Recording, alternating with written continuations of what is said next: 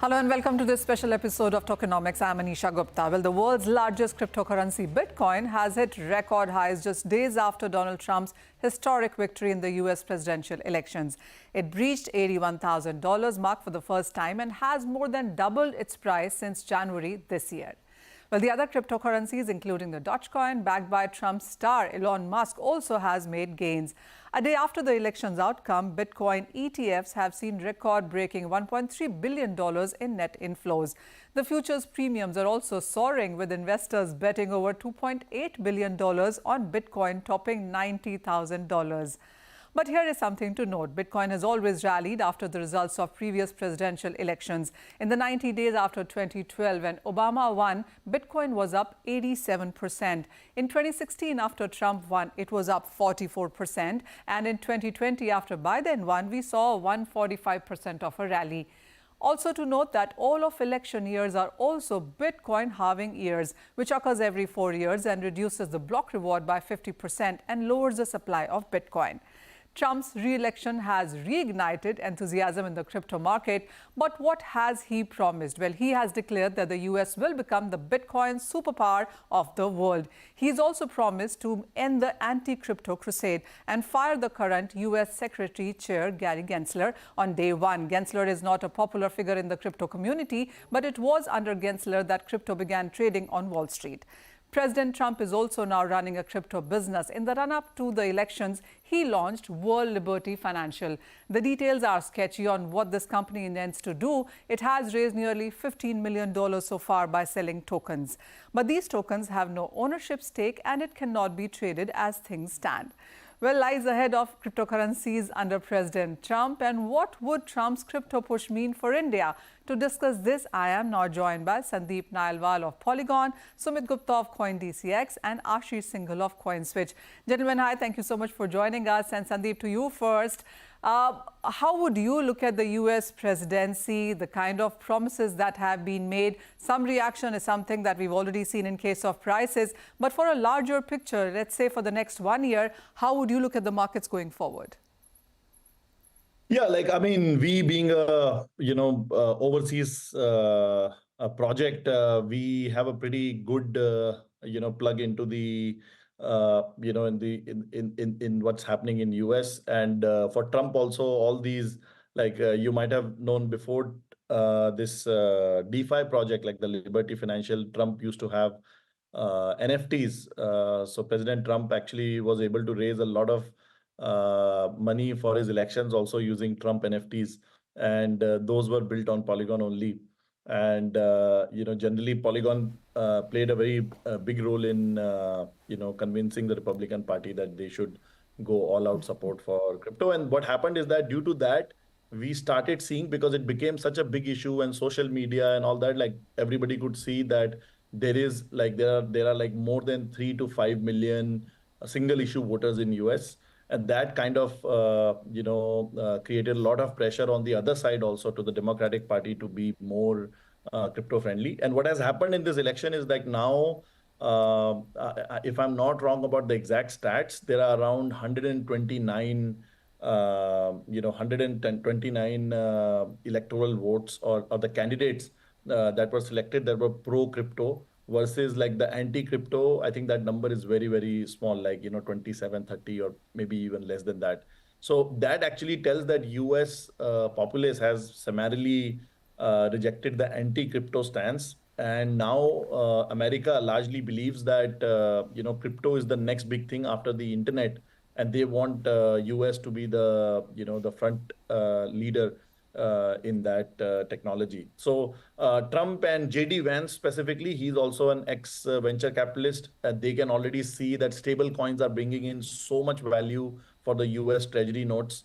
And US Treasury also understands it, and they are promoting it very heavily. You can ask in the VC circles, everybody now is looking at stable coins. So overall, the crypto environment in US has become incredibly positive. And SEC also has a lot of pressure to be if not pro crypto, at least provide a framework. What was happening till now is not for Bitcoin and Ethereum, which are now approved, but all the other altcoin side, like there was no regulation, there's no regulatory framework, there's no clarity how these technical projects are supposed to exist and, raise funds and continue to build things. And now with this extremely pro crypto stance, what markets are now seeing is that the market is going to be extremely positive. The regulations are going to be extremely positive towards not only Bitcoin and Ethereum. I think a larger tsunami is going to come to the altcoins, where like now, once they have some sort of framework, those companies, those projects can exist as like proper, regulatory certified companies.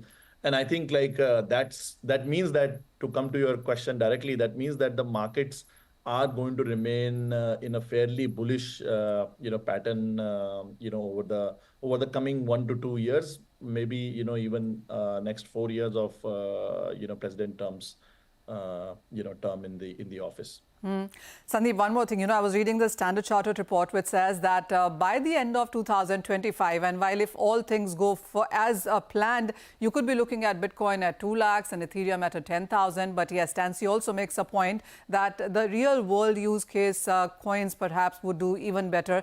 They do mention Polygon, they do mention Solana, Cardano, etc.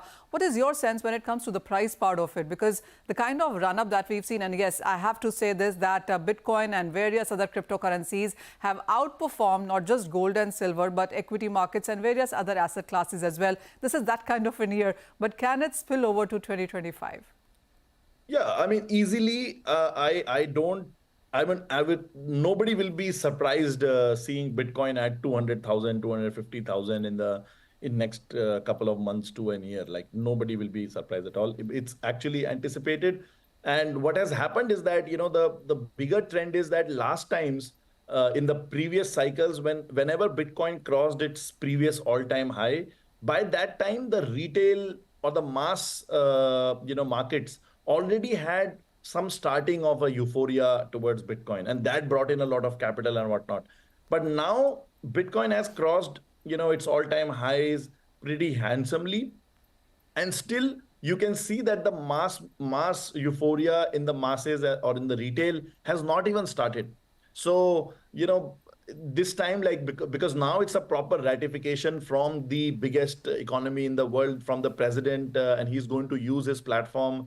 You are going to see some other, amazing crypto based projects that his team is launching and all that. So it's going to be a very big signal.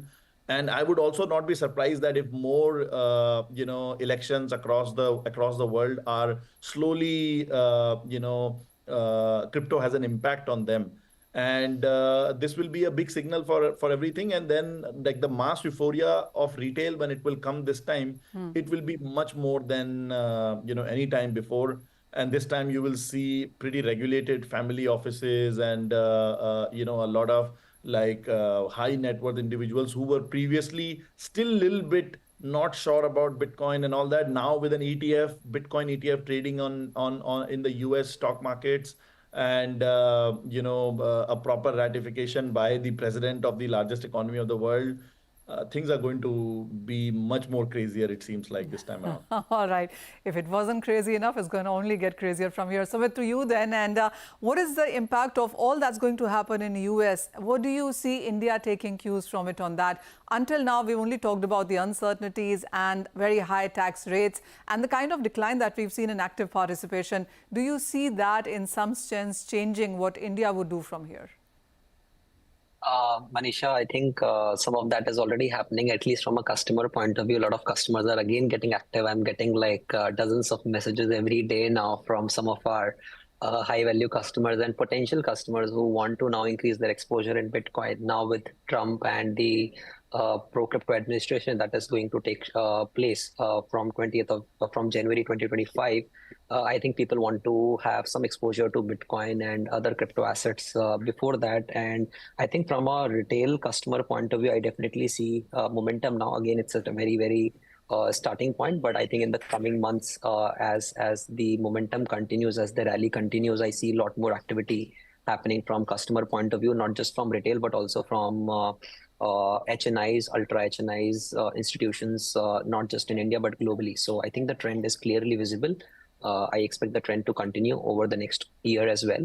Also, from a regulations point of view, of course, when the world's largest economy and the president and the vice president and even the Senate and the House, all of them are pro crypto, that tells us something, that gives us a signal that look, crypto is here to stay, Bitcoin is here to stay. It is not an asset class limited to only few retail customers or people who believe in technology, but also now available to larger public. And a validation from the Trump and the Republicans in this election, I think clearly signifies that people want it.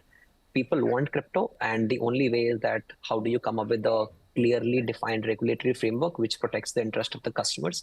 I think governments across the world will take a note of that and will also align their regulatory framework in sync with what US is doing and what other nations are doing. Ashish, this one is to you. And while, of course, there's a lot of euphoria right now, how do you see the days going forward now? Is it going to be euphoria? Is it going to be real-world use cases that would see money flowing into them? I think both has to go hand in hand, right? And with the right regulations, you can see a lot of innovations happening.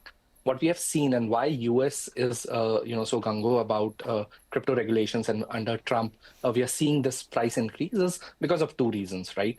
First, people believe that the asset classes like Bitcoin, which are store of value, will continue to hold higher and higher places where it can be used. Plus, also right regulations, right policies, which will boost a lot of projects and give a way to new decentralization products, Web3 products out there, which will ultimately increase the value of Web3 ecosystem in general, right?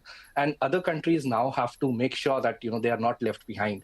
Their policies are matching, or if not beating, the US policies, and helping foster this entire ecosystem. So both has to go hand in hand. It will not happen just because people believe the price will go up, the ecosystem will keep on growing. No.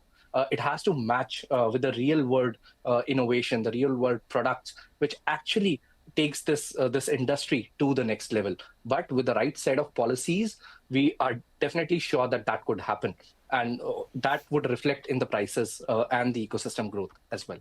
Oh, well, yes. While US, of course, has made a lot of leaps in sense of ETFs launched there, and now the president, which is very supportive as well. What would that mean for India, and what does 2025 look like is something that we'll discuss after this very, very short break.